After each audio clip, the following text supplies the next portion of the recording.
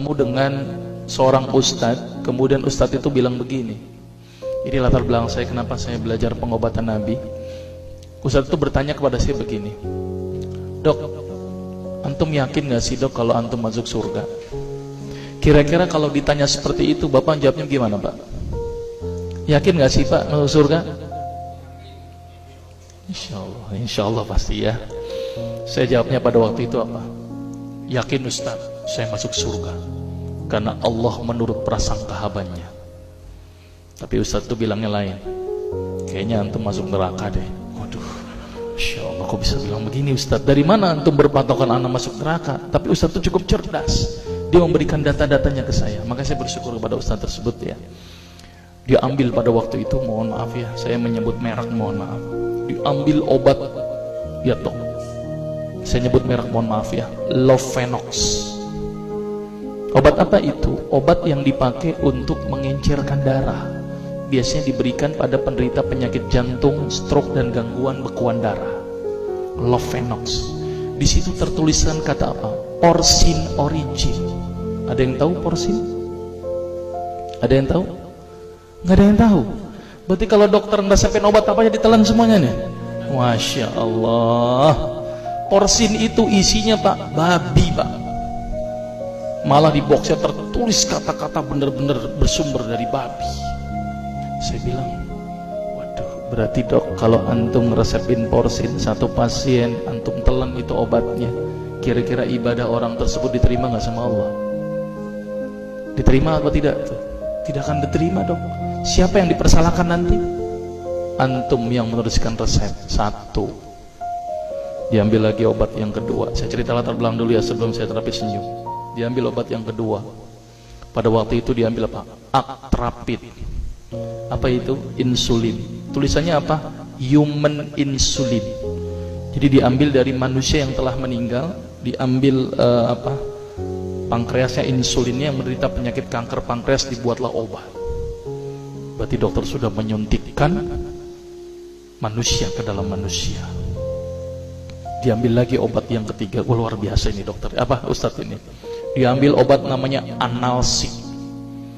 Apa itu analsik? Obat untuk pusing. Ini di kalangan dokter sering resep ini. Isinya apa? Antalgin dan diazepam. Diazepam, makanya kalau orang minum obat ini pasti ketagihan, saya yakin. Kalau minum obat warung nggak ngefek ini. Karena kenapa? Karena mengandung diazepam. Diazepam itu apa? Narkoba Pak. Bikin kita teler. Maka itu cara nyari uang paling gampang, kasih aja resepin analsik, pasti balik lagi dia. Karena kenapa? Narkobanya bikin kecanduan. Dia mengandung diazepam. Diazepam fatwa ulama bagaimana? Haram. Diambil lagi obat batuk, kodein. Maka itu kita minum obat batuk langsung hilang batuknya karena kodein. Kodein ini ternyata derivat dari narkoba. Berarti dokter sudah ngeresepin narkoba. Diambil semua obat sirup di depan saya. Lihat dok, lihat semuanya. Ada nggak yang tidak mengandung alkohol? Semuanya mengandung alkohol. Sampai saya pikir, Masya Allah, berapa ribu pasien yang telah saya resepkan obat-obatan haram tersebut. Ini yang menjadi kegelisahan saya Pak. Maka itu saya beda haluan, kemudian belajar hadis, walaupun gak lulus-lulus biarin, gak apa-apa. Terus kemudian saya melihat ada sesuatu yang salah. Kenapa? Karena agama Islam tidak dipelajari secara benar. Banyak umat Islam saat ini belajar akidah, belajar akhlak, belajar fikih. Tapi lihat, pernahkah umat Islam di sini belajar masalah kesehatan Islam? Sedikit sekali. Kajian-kajian tentang kedokteran Islam hampir tidak ada. Makanya tidak heran sekarang umat Islam yang notabene hebat menurut saya katanya, tapi ternyata banyak yang sakit karena dilupakan aspek ini.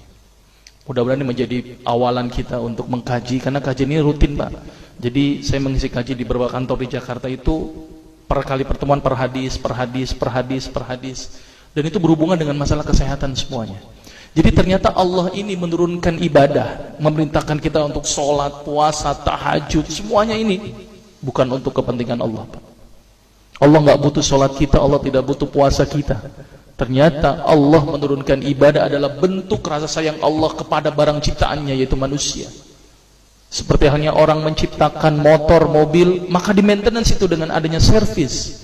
Maka Allah juga memaintenance barang ciptaannya, yaitu manusia, dengan servis. Servis yang dilakukan adalah dengan ibadah.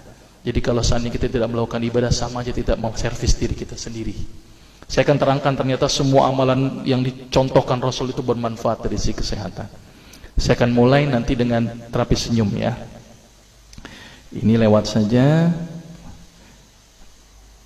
Ini saya mohon maaf nyebutin obat-obatannya, mohon maaf ya. Ini juga mengandung plasenta.